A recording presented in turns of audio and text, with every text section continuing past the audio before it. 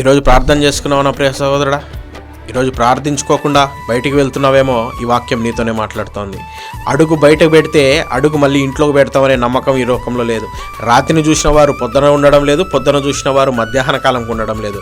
ఇంతలో కనపడి అంతలో ఆవిరైపోతున్నారు మనుషుల యొక్క ప్రాణాలు. మరి ఈరోజు దేవుని వాక్యం నిన్ను బలపరుస్తోంది.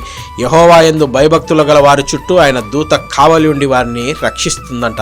ఈరోజు ప్రార్థించుకోకుండా బయటికి వెళ్తున్నావేమో, ఇంట్లోకి వచ్చిన తర్వాత ప్రార్థించుకొని దేవుడి కృతజ్ఞతాస్తుతులు తెలియజెప్పడం లేదేమో, ఈ వాక్యం నిన్ను బలపరుస్తోంది. ప్రార్థించండి. దినములు చెడ్డవి, బయట ఎవరిని మిరుగుదుమా అని గర్జించు సింహం వలె అపవాది తిరుగుతుండగా ఇంకా నువ్వు ప్రార్థించుకోకుండా ఇంకా నువ్వు ఇష్టానుసారంగా తిరుగుతున్నావేమో. లోకంలో చూస్తున్నావు కదా, ఎటువైపు నుంచి ఏదొచ్చి నీ మీద పడుతుందో తెలియదు. కాబట్టి నా ప్రియ దేవుని సంగమా, ప్రార్థించు, ప్రార్థించి రక్షణ పొందుకో. Praise the lord.